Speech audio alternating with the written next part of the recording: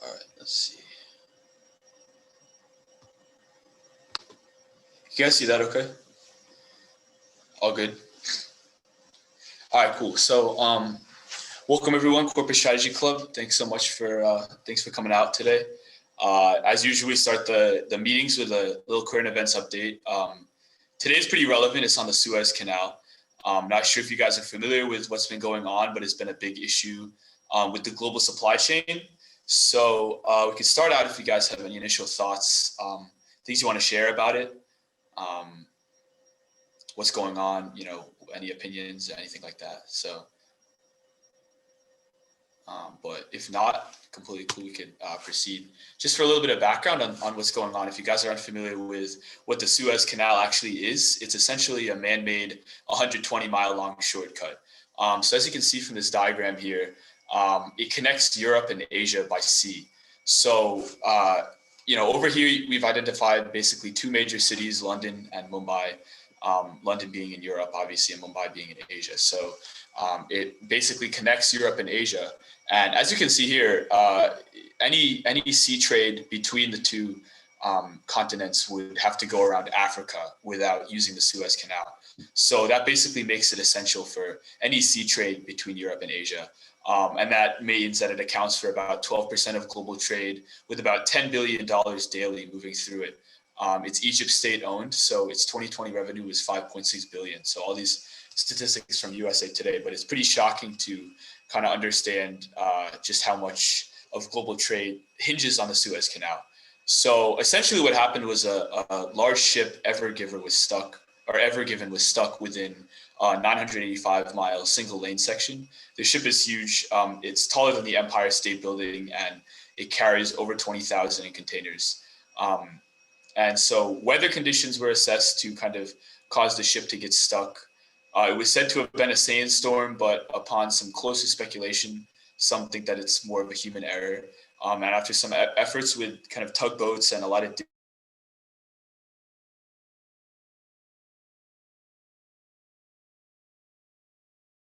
trade. So I understand it's a little hard to visualize, but this graphic here from USA Today kind of gives a good overview here. So the ship was moving right through the Red Sea, as you can see here. So when it approaches the Suez Canal, it was asserted that a sandstorm kind of struck and the wind hit the cargo on the ship like almost like a sail, and it was wedged, as you can see here, on March 23rd. And it was freed yesterday. Excuse me. So not pictured here actually are the ripple effects of this getting stuck. So it's obviously not just this ship. There were other ships that actually have to move through the Suez Canal that were kind of stuck in this bay area and in the sea. So that halted global trade. So it's had a severe effect, right? CNBC identified that there were over 400 ships that were waiting for days. And based on that $10 billion statistic referenced earlier, this kind of equates to over $400 million per hour that was halted as this was getting stuck. So there were a lot of delays in global trade, some brief increases in crude oil price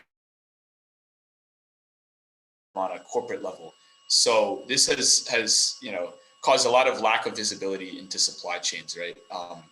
Something as macroeconomic as global trade is scheduled months in advance, right? So when something like this happens unpredictably, this schedule is disrupted, right? And resource allocation, which is what we're going to be talking about, needs to account for these kinds of disruptions. Just to focus on one company in particular, we have IKEA here. So IKEA had about 110 containers through an interview conducted by NPR. So on a single corporation level, it's pretty minor. 110 containers, delayed for 5 days isn't too bad. They're able to combat that pretty effectively. But the big takeaway here is the delicacy of the trade balance, right? So, companies kind of visualize the effect that this has on the global economy, how something like this kind of bottleneck produces a huge effect on the global economy. So they're kind of reassess and they are rethinking how they proceed with their operations. Some major changes in their supply chain logistics, like stockpiling parts in case something like this happens in the future, or kind of increasing the amount of localized supply chains. That basically makes them rethink how they do business based on an event like this. So the ripple effect is huge for the global economy. on a singular corporation level, they're able to see how it impacts the global economy with the delicacy here, and they're kind of catering towards that. So resource allocation, which we'll be talking about, needs to kind of account for unforeseen risks like this, and you have to be able to respond to it. So we'll be talking about in the future, but that's kind of that's what's it for our, obviously some more excited here, but that's what was it for the global current events update. So if you guys have any questions, please go ahead. Any comments, but otherwise we could proceed if there are no questions. Okay, all right. So let's get it started. Sorry, my next button. Okay. So this week's presentation is on, it's two-pronged. It's on the allocation of resources, like I was talking about before, and also corporate investment portfolios. So just for a brief structural overview here, you can see that I've identified here what are called the 4 pillars of corporate strategy. So these left two, allocation of resources and portfolio management. So my clicker is really stuck here. Just use this at the bottom. So the first two, the two on the left here, allocation of resources and portfolio management, are 2 huge pillars within corporate strategy. They're 2 big considerations you need to assess when you're thinking about your corporate strategy as a whole. So as for this presentation, we'll kind of firstly talk about allocation of resources, and then we'll move into portfolio management. And we have a group activity depending on kind of, if time allows, we'll assess that in the future. But just to start out, we'll talk about allocation of resources. So I thought a good way to visualize it right off the bat was to kind of assess what everyone here is familiar with, right? So we're all at the Kelley School of Business, and as you know, Kelley kind of emphasizes the values of communication, teamwork, and collaboration. So a lot of classroom-based activities are funneled through the lens of group projects. So when you're placed in a group project, there are a lot of considerations you need to take into account. The primary one is kind of how you reach your ending vision. You have individual people and individual factions within it. How are you able to come up with your ending vision, your ideal product at the end? And, how do you tailor your strategy to produce that ending vision? You have conflicting schedules and individual interests. I think an example that's easy to visualize is something like a case competition. Sometimes you'll be placed with people that all they want to do is win, or there are people that just kind of want to get knowledge about something and gain early exposure towards a particular career field and decide if they want to actually do it. Some people are focused on getting feedback on their presentation skills or production of a deliverable. So you have individual interests within a group that you need to balance. And lastly, how do you measure success? Are you measuring success tangibly through a win in a case comp, or is it through a quality deliverable? You have to identify that right off the bat if you want to understand how you really quantify your success. So as a whole, it's important to kind of recognize that there's a lot of importance in adequately preparing your allocation scheme, and you really need to minimize your deviation from the goal at the end, make sure you stay on track through every part of the process, and also minimize your potential waste. So it's obviously very easy to visualize that on a group project scale, but allocation exists at a very large stage as well, the corporate level. So considerations like we identified have to be balanced by companies every single day. Resource allocation is essential to success.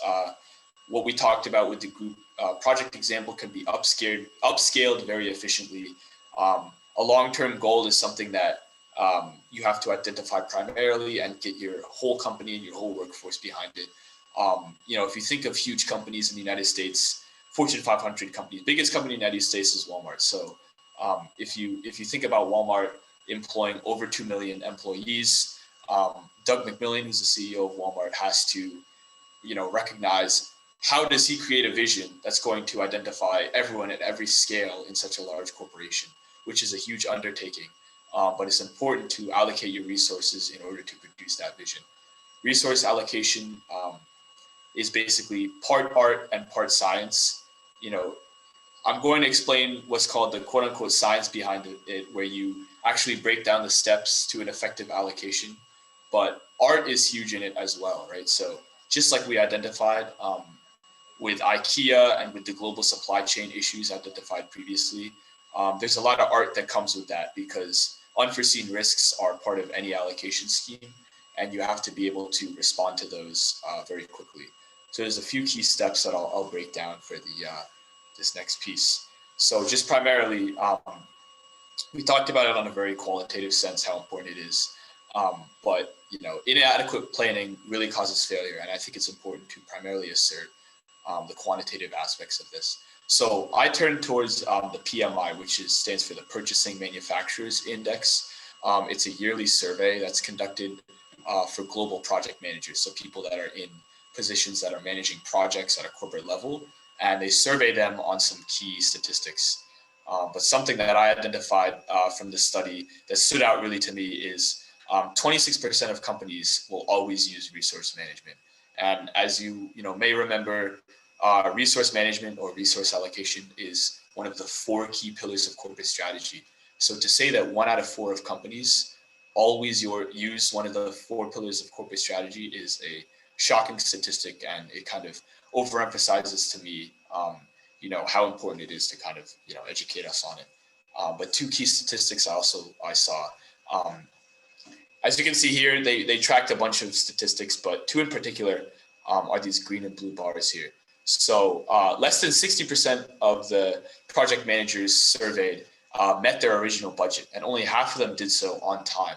So we'll talk about this later, but financing and budget is huge within your resource allocation scheme. So I think by kind of quantitatively assessing this and realizing how corporations aren't really allocating their resources effectively on a large scale, it's important to understand how important it is for success.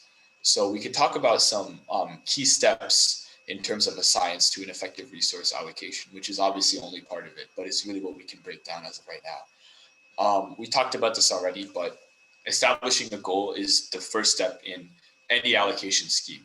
So if you're able to establish a goal, you can really help your company vision. As I said before, Doug McMillan has to find a way to make a compelling vision that will attract investors and also kind of balance all the interests of over 2 million employees. He has a huge task on his hands. So establishing a goal is the baseline that you have to do before any allocation scheme, right? If you have a goal that you can visualize, these individual interests are balanced. Thinking back to our Kelly Group example, if everyone is united against maybe producing a particular product or a particular design, everyone is able to set aside their individual interests and work towards that goal, and it helps to foster your teamwork. So setting a goal is extremely important. It also makes it very easy to come to conclusions, right? You are able to defer to always looking at the goal. So yeah, it's also important to assess that long-term goals are one thing, but if you're able to track your goals on a short-term basis, this will also increase performance over time. The next thing here is to establish your baseline. So there's 5 key things attributed to this. The first thing, pretty easy to assess, is consulting last year's expenditures and budget. So it's probably not a surprise that corporations aren't drastically changing their allocation scheme periodically, right? It's not like they are coming up with completely different allocations every single period. They're basically basing it off of last year's expenditures. So it's important to track that, as we'll assess later on. It's important to track your expenditures and consult them when you're establishing your baseline. The next thing is estimating a reasonable margin for growth. I think this in particular illustrates this part art, part science that we identified before. There's a lot of science behind it, right? You have to come up with a few key indicators and a few key numbers that are reasonable for your growth. Maybe you're talking about profit or your earnings per share. Those are purely quantitative, and you have to figure out how those are going to be your quote unquote scientific goals. But there's also a lot of art behind it, right? You have to come up with compelling numbers that will unite a company. They cannot be out of reach, which will, kind of decrease motivation and apathy for your workforce, and they cannot obviously be on the other side of the spectrum. So there's a lot of art and there's a lot of science that kind of goes into estimating a reasonable margin for growth. Excuse me, but it kind of composes the second principle of the baseline that we were talking about. The next thing is recognizing what resources you're actually dependent on and flowing into that, avoiding a bottleneck. Obviously, what we just talked about was a huge global macroeconomic visualization of a bottleneck. Obviously, this exists at a corporate level, but it's easy to visualize it on a larger scale. So when you have a bottleneck like what was established with the Suez Canal, on a corporate level, it basically means that resources are flowing in very efficiently, and you have a bottleneck in the supply chain that is not able to kind of keep up with the resources flowing in. So that creates a bottleneck. It's kind of like what happened in the Suez Canal. You have all these ships that are scheduled to move through, but you have one ship that is stuck. So you have to find ways to firstly recognize that bottleneck and find ways to mitigate that and avoid that over time. And the next thing is understanding your workforces, your finances, and your timeline. There's three huge things to understand. The first thing being your workforce, like we said before. Thinking back to that Walmart example, Doug has to take into account over 2 million employees that have different interests, location-based, based on your level of promotion. So he has to kind of understand the interests of the workforce and kind of go into depth, really understanding them, so he can critically think out a resource allocation plan that takes into account everything like that. And finances and timeline kind of flow in together. We talked about that previously with some of the statistics, but staying within a budget and staying on time is extremely important when you're devising an allocation scheme. The next thing is establishing your tangible measures of success. So I'm not sure if you guys are familiar with the concept of a key performance indicator, but these are basically exactly what they sound like, ways to measure your success and your performance over time pretty quantitatively. So I broke this down into two categories.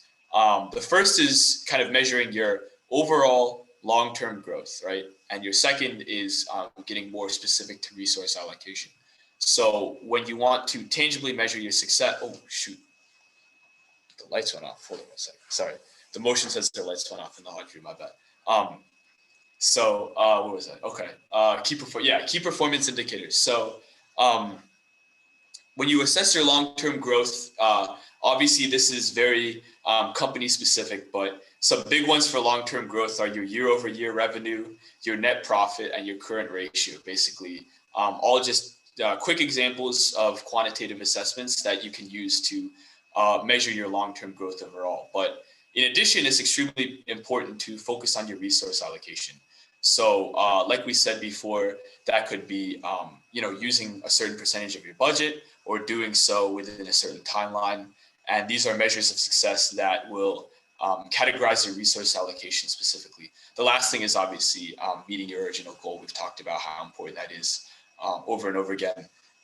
But if you're able to kind of accomplish your end goal, whichever way possible, it's a great measure of your success over time.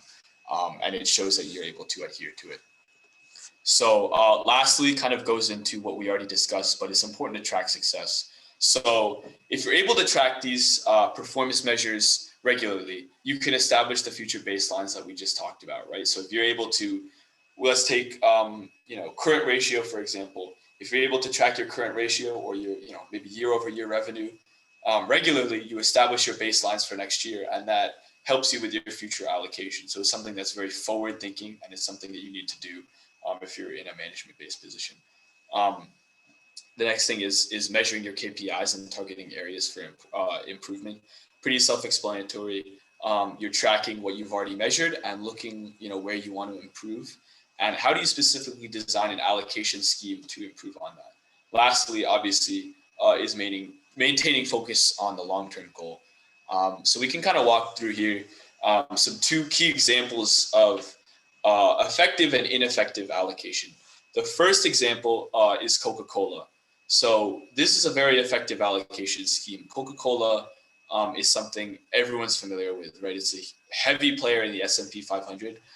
It's a reliable dividend stock. If you're unfamiliar with that, with what that term means, it basically means that Coca-Cola has very predictable growth over time, and it pays dividends to its shareholders, meaning basically payments just based on people who own a certain amount of shares in Coca-Cola, right? So it makes it very reliable for growth, and it composes a lot of people's portfolios. Huge corporation, right? So the way that they attain this status is through a very effective allocation scheme. They spend about $4 billion in their yearly advertising expenses. This is an extremely aggressive marketing scheme. And it actually has allowed them to gain the majority of the market share and make them become a household name, right? I'm sure everyone's familiar with when they spent, a lot of their advertising budget on promoting their named bottles, where you would have to find your name on the bottle. That kind of produced, their marketing and their advertising, and the way that they effectively allocated their capital into focusing so heavily on advertising has made them a household name and has helped them have predictable growth over time. So it's a great, obviously not every company has to adopt that strategy where they put so much of their capital into advertising, but Coca-Cola has allocated their resources to focus on advertising. That's one strategy, but it definitely is an example of an effective allocation. So it's something to keep in mind. The next thing here is Hertz. Not as familiar of a company, obviously. Not sure if you guys are familiar with it, but Hertz is a rental car company. Pretty simple business model, obviously. Rental cars, I'm not sure if you guys have used them before, but you're basically renting out a car to use for a period of time. And it's very travel dependent. So, you could fly out, somewhere in the United States and then rent a car when you get there and use it. And then you return it at the end, and then you hop on your flight and you travel back. So Hertz is basically just one of these companies in the car rental scheme. So as you know, the pandemic has caused a huge decline in travel, right? This has been mirrored across a lot of travel stocks, things like airlines, Delta, Southwest. So rental car companies had a similar decrease in demand, right? The rental companies as a whole suffered a lot of decreases because of the demand, right? Not many people wanted rental cars anymore. So, on a corporate level, however, all these car rental companies had to find a way to get through this pandemic and get through this decrease in demand. So when we think about Hertz specifically, we think about how much they actually allocated with their resources. So Hertz's focus was on their long-term investments. So through the pandemic, they kind of identified a two-pronged approach. They were trying to expand their rental fleet, meaning they were buying a lot of cars and expanding the fleet of cars that they had to rent out. And they were also building a side revenue stream from used car sales. As you know, a car is a depreciating asset. It will depreciate over time. And Hertz's plan was to kind of develop an income stream by just selling off those used cars. So they had this two-pronged approach where they were buying a lot of cars and then selling off the old ones, and they were kind of cycling through their inventory like that. But the big thing here was that they were allocating a lot of their capital towards these long-term investments. And it was a awful strategy during the pandemic when you need to be focusing on, stimulating demand as opposed to allocating capital you do not have to long-term investments. And they did not really make it through the pandemic. I'm not sure what their particular status is right now, but they are not performing as well as their competitors like Enterprise and Avis. So it's a good example of ineffective allocation, right? Hertz put all their money towards long-term investments during a period when they actually should not have.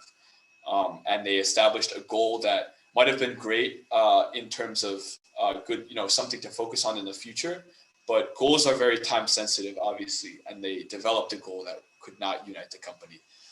So good example to contrast Coca-Cola's effective allocation versus Hertz's ineffective allocation. That was basically it for the segment on allocation of resources. I know that was a ton of information. I was going to move forward with the portfolio management, but not before anyone shares any questions or thoughts, points they would like to make, if there is any. Okay. All right. So we could go next with this next pillar here. So portfolio management. So portfolio management, obviously two pretty complicated words here, and not everyone is familiar with it. So I just wanted to primarily kind of break down the fundamentals here. So a corporate investment portfolio is basically a set of investments that will accomplish the long-term goals of a company. So this long-term goal is mostly defined as generating long-term wealth. Obviously, corporations will be selling a good or a service, and that's their primary form of revenue. But they'd also like to generate long-term wealth on the side. So the way that they go about this is investing and having a portfolio management strategy. So obviously, this is very corporation specific, but the fundamentals behind it kind of produce a series of a few key trade-offs that every corporation has to take into account when they're generating their allocation scheme for their investment portfolio. So I'll identify three key trade-offs. But the first we'll talk about is passive versus active. So a passive investment strategy is what's called setting it and forgetting it. So it's exactly what it sounds like. It's focusing investments on regular contributions to broad-based things like ETFs and index funds. If you're not familiar with what those are, basically these are funds that they form a collective of multiple stocks tracking a whole index. That could be the SP 500, that could be the NASDAQ, broad-based indices that are composed of small percentages of each company. So if you put a certain amount of money into an index fund, you're basically getting a small percentage of each company across a broad-based exposure. So passive strategies focus very heavily on that, right? You're putting a lot of money in and you're forgetting it over time. So the big pro here is it's little day-to-day effort.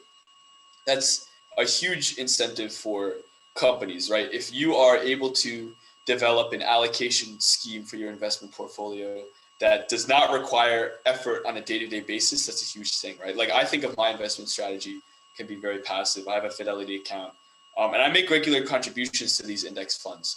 So, I actually have every month I have a certain amount that will automatically be withdrawn from my checking account, and a percentage of that amount will go into certain index funds in my Fidelity account. On a day-to-day, week-to-week basis, I do not even open my Fidelity account, but I know that this money is going in over a long period of time. That's very incentivizing for companies, right? You don't have to be, allocating your workforce towards checking it, your time, so you're able to kind of set it and forget it. And a huge pro here is obviously also that it's perfectly capable of generating long-term wealth. These broad-based indices are predictable and they grow over time. But the big drawback here obviously is kind of already been stated. It's only after waiting a long period of time. When I have my investment strategy, this is something very long-term for decades and decades at a time. I know it's perfectly capable of generating long-term wealth with, subsequent contributions, but I have to wait a long time for this wealth to be kind of accessed. So, there's obviously pros and cons with this kind of investment strategy, but it's contrasted against a very active strategy. So when you adopt an active strategy, you're basically attempting to beat the performance of passive investments by picking individual stocks. So you start actively managing. So you're going to pick individual stocks that have a potential to generate more wealth. The big con here, obviously, is that it's extremely time intensive. So you're basically going to have to spend day-to-day effort researching industry dynamics, sentiment among consumers, and you also have to use some quantitative analysis. So you have to be comfortable with a series of ratios, a series of percentages. So that's a very active strategy, obviously. And there's pros and cons. You're able to generate a lot more wealth, as we stated before, by trying to beat the performance of the indices. But it just takes a lot of effort. You have to pick individual stocks, do a lot of research into sentiment, and kind of perform technical analysis, quantitative analysis, which composes a major con here. So the next thing here, pretty straightforward, is your percentage of assets that you allocate. Primarily, it can be high. If you allocate a large percentage of your assets towards your investment portfolio, you have a lot of capital going in, right? So you have the potential to generate a lot more wealth. But obviously, that's a lot of your capital, and there's a lot of risk involved in that. But namely, something that corporations don't really think about is the personnel that you actually have to devote, right? You have a certain workforce, and if you're, allocating all of your assets towards your investment portfolio, you have to have a higher percentage of your workforce kind of working on that, which will increase your wages, increase your operational costs. So there's a huge drawback with that, obviously, right? Pretty straightforward. The other hand is allocating a low amount of your capital towards it. So there's a lot less potential for wealth, but there's less inherent risk involved. So you are able to kind of keep a higher percentage of your profits right after they're made. So you allocate a smaller percentage of your assets. You don't need to use all your personnel, but there's a lot less potential for wealth here. So there's a trade-off you have to strike. The last trade-off that we'll identify is risk tolerance. So risk tolerance can be described basically based on a corporate level or an individual level. It's something that some people identify to be very personal. Your risk-taking habits affect your life outside of the business world, right? If you're more prone to taking risks, or if you kind of tend to avoid risks. So the first thing we'll talk about is a risk-averse strategy. It's something that I kind of view myself as. I like to minimize my potential risk and minimize my potential for loss. Obviously, the big thing here is that you minimize your potential for wealth by the same token, but it's a balance you have to strike. So this kind of investment strategy is very conservative. It invests very stable investments, things like blue chip stocks, which are companies with great track records over time that have kind of reeled in predictable profits.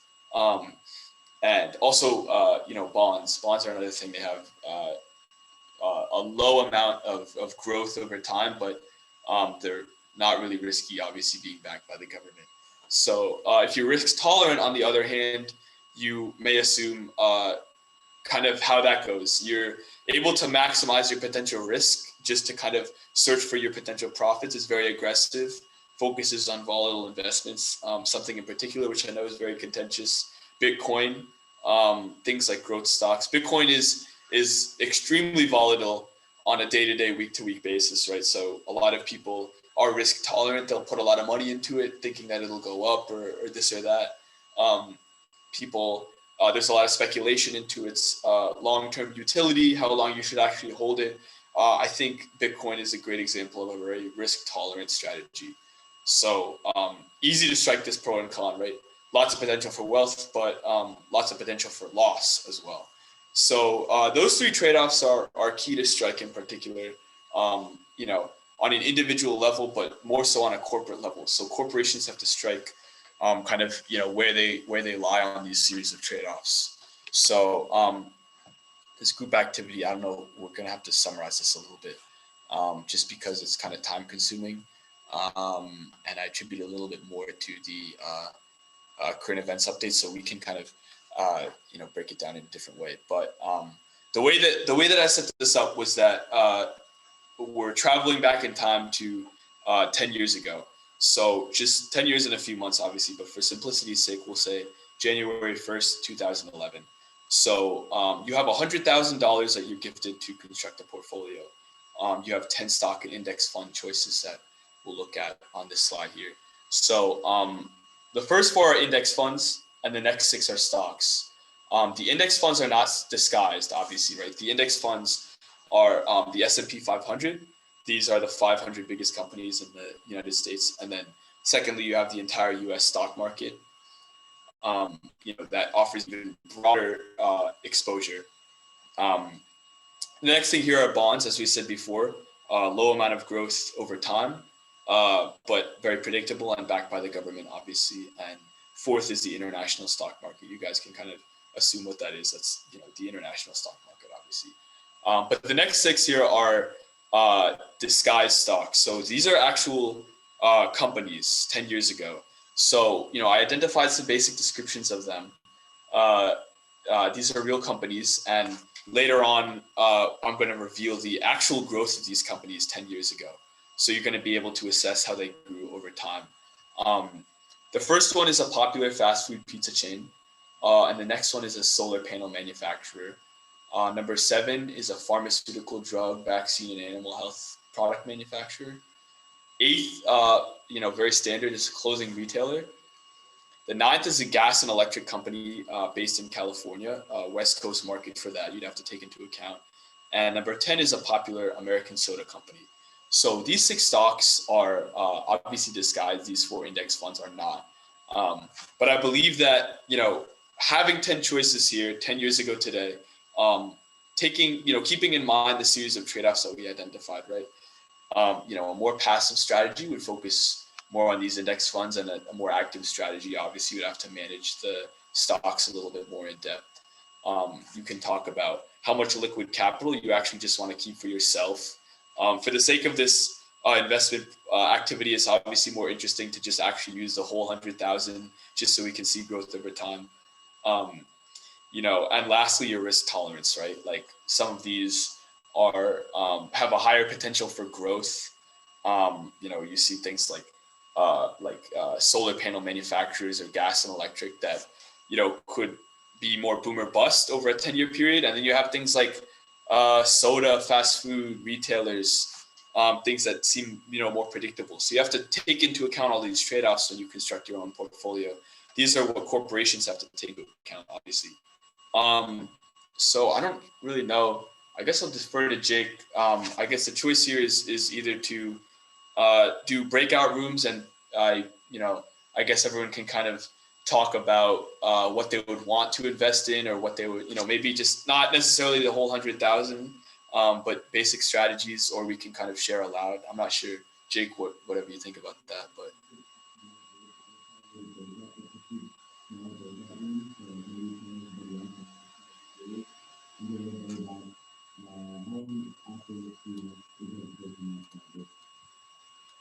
I'm sorry. I don't know if it was my Wi-Fi, but I wasn't able to really hear what you said. No, I couldn't hear him either. Yeah. Okay.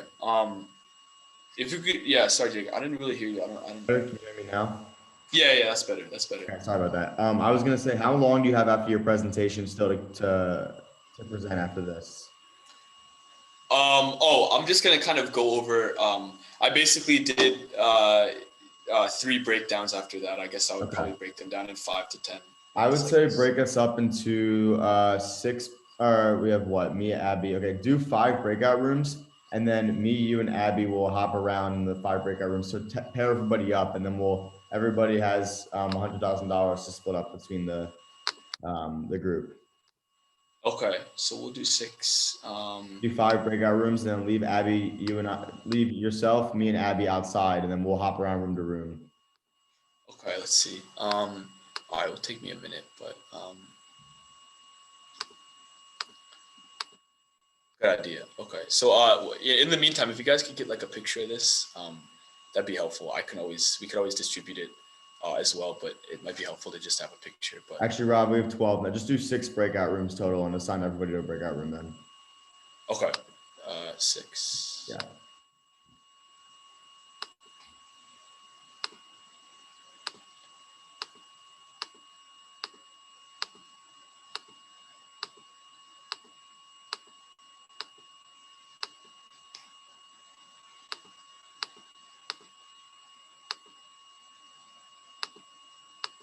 You got it? Yeah, taking me a minute. Sorry. Actually, hold on. I don't know if we're gonna. I think we have to do. Yeah, I'll do it. Yeah, could you? I'm sorry. Yeah. Taking me a minute.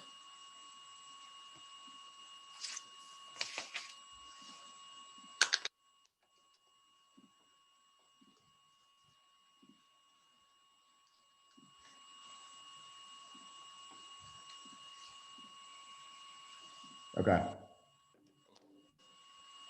Thanks, Jake. Yep. And I'm gonna join room 6 because that one's empty. That one's just one person.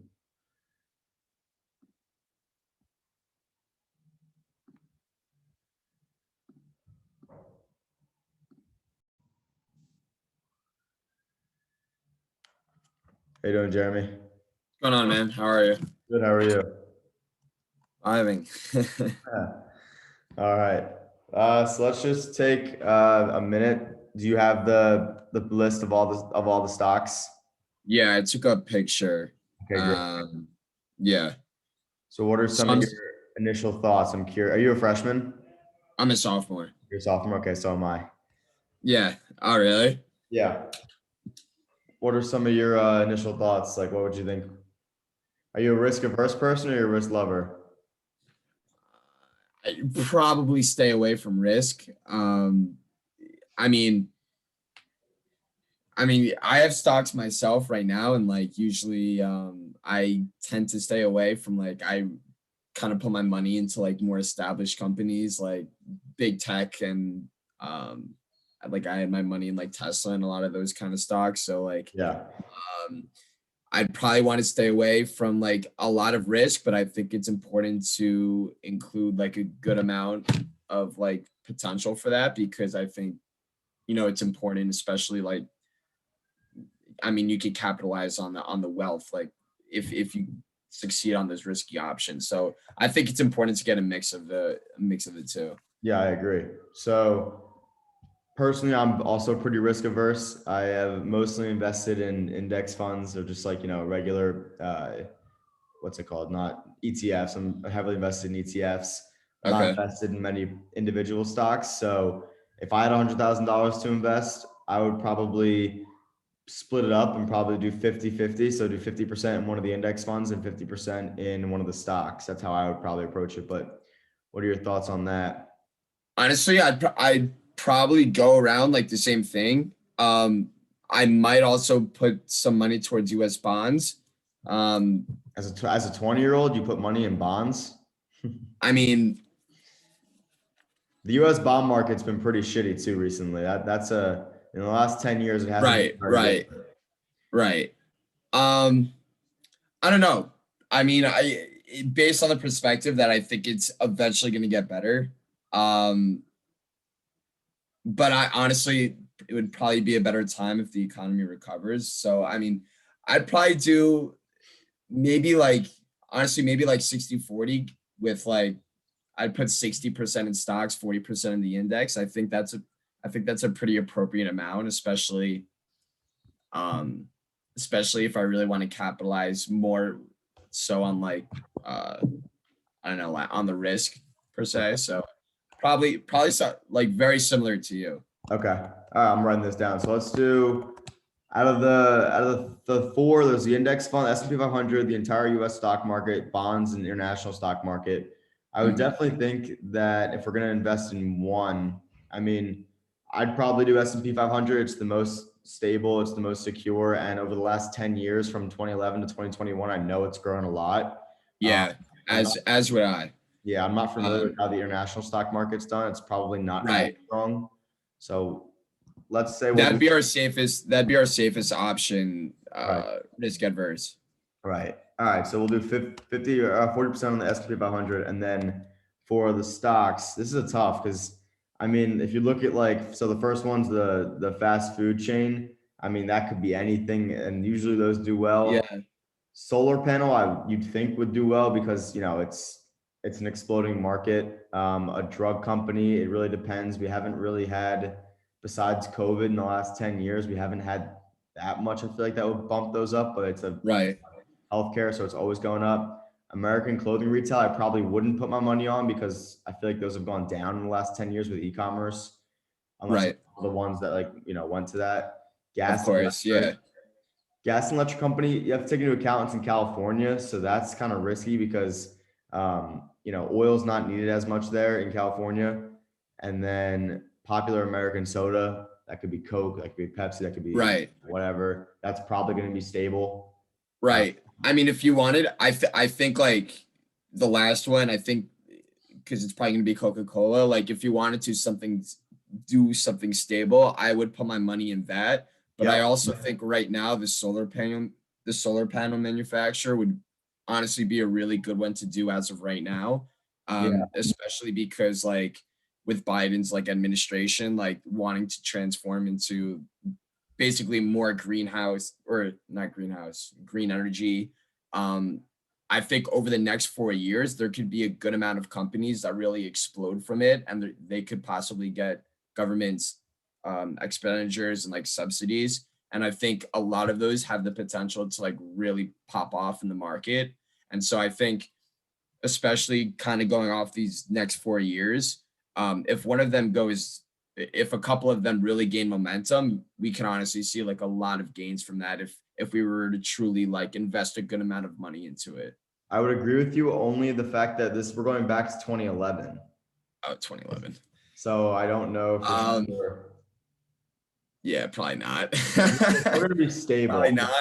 I'd throw my money on the Coca-Cola or Pepsi, whatever that's gonna be, and then I'd probably throw it on the fast food just because that's always stable and that's always making money. And depending on what it is, 10 Yeah. years ago, it could have blown up in the last 10 years for all we know. Yeah, and I mean, like, for example, I think Chipotle's gotten much more popular Right. over the last 10 years than it was back in 2010. So I mean, I think the fast food and soda company would probably give us the most stable options if we were to go Probably. on that And we area. could throw So we could probably throw one more too. We could do the solar panel, probably. I mean, I wouldn't put my money on retail 10 years ago. I wouldn't put my money on solar and gas just because it's, definitely not retail. Yeah. And I definitely not gas. I Gas mean, I is would, always too volatile and it's always kind of been up and down. So I don't know if I would put money on gas. It's probably and kind of like what you said, I don't think there's been a lot of pharmaceutical like advancements. You know what I mean? Like not a lot of companies that have really exploded in the market. So I mean, I'd probably say solar panel. All right, we'll do those three. Then we'll do 20% each. All right, I'm gonna go back to the main room so I can get everybody back. But Okay, perfect, man. It's good to meet you, Jeremy. Yep, good to meet you, man.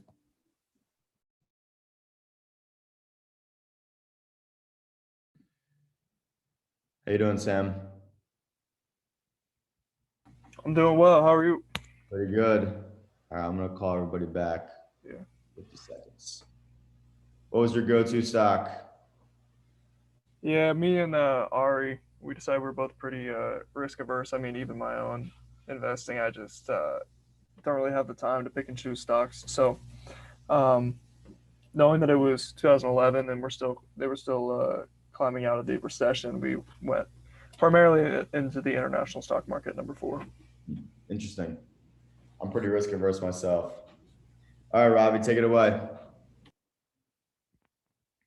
All right, I was just hopping through it. You guys had some really great thoughts, but I think it will be.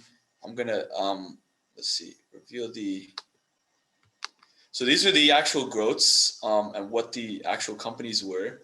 So some big takeaways we'll talk about after I look at the growth afterwards. But Domino's, the popular fast food pizza chain, had the biggest growth, which is completely unpredictable. When I was doing my research, it was unreal.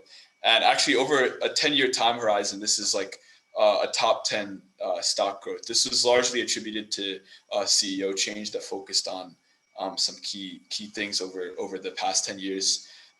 So that was a big shock to me. I heard a lot of people talking about the solar panel manufacturer, which suffered a 21% decline. And another thing was gas and electric, which declined 75%. These are all percentages of the share price. The West Coast market is very competitive for the Pacific gas and electric. I think that's kind of why. Also falling subsidies. But you could kind of see that everything's all over the place here. Some big increases, obviously, with predictable index funds here, bonds, of course, being pretty low, the international stock market.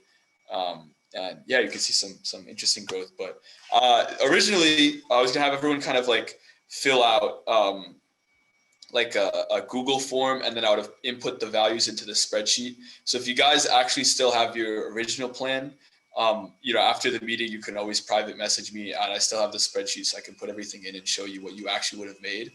So if you're interested in doing that, just let me know afterwards. But anyway, I just did 3 kind of group results based on some different strategies. The first one, pretty simple. I heard people talking about it. It's just putting 10K in everything. So these blue bars are 10K, obviously. Some big things to keep in mind is that Domino's is a huge growth. Obviously, First Solar had a big decline. This green bar at the top is your actual profit. So you would have made $280,000 on the $100,000 that you originally invested. So big gain here with a diversified 10K in each. Second thing, big investment strategy. I think Nick was talking about. He wanted to put a large amount into the index funds. So this strategy kind of group two's strategy has 90%, so $22,500 across each of these 4 options. So that's 90% of their capital. And then they took 1,500 each and put them into these individual stocks down here. So that's 9%. And then there's 1% floating capital just to make the numbers easier. But you can see that they would have made 134,000 by putting a lot into these index funds. And then group 3 is the most interesting in my opinion. I actually had a friend do this, and I told him just for the sake of it to try to pick an actual strategy by picking individual stocks, right? So he put 15,000, pretty aggressive, 15,000 into these 2 US indices, right? So he made a lot here. And then some very measly $1,000 investments into what he categorized as pretty benign investments. So like bonds, we had the soda, which was PepsiCo. We had the retailer, which was Gap. We had the pizza chain, which was Domino's. He categorized these as very benign investments. So he just put 1K into each. And then he was pretty aggressive with what he thought would grow. So he put $20,000 into this solar panel manufacturer.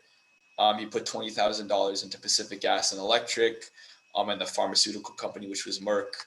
And so he only made $96,000. So you can kind of see some key takeaways here. So if we go back, the winner was this diversified strategy. And obviously this is kind of a simulation, so you have more that goes into it. But diversified tends to kind of reign supreme and is something that a lot of corporations take into account. The other thing is that it's extremely hard to predict individual stocks, right? Like we see Domino's Pizza having the biggest gain. No one would have predicted that some average Joe, pizza company would have such a huge increase, right? But they had a CEO change a few months after January 1st, 2011, and he completely turned the company around. And then you see these energy companies that are suffering huge losses, right? Like 10 years ago, if someone said, would you put money into solar panels? You would say, okay, maybe, yeah, I would. But and then this Pacific Gas and Electric, obviously we talked about the West Coast market being extremely competitive. So, if you're trying to pick individual stocks, it's almost like throwing darts at a dartboard. It's very, very difficult to do. So you can kind of see the investment strategies here displayed in a simulation. As I said before, I still have that spreadsheet for the original group activity. So if you want to plug your numbers in for the growth, I could do that pretty quickly. Just private message me after this meeting. But that's pretty much it. This is just if you guys are fond of this passive strategy, I'm the community manager for Passive Income Development Club. It's focused on investing for the long term, things like real estate and entrepreneurship, also minimalistic living. So if you're interested in that investment style, which I heard some people talk about in the group, just let me know about that. But that's basically all we have. If you guys have any questions, comments, go for it. But I really like the engagement. You guys had some great thoughts in the breakout rooms. But yeah, thank you so much for coming out and listening. So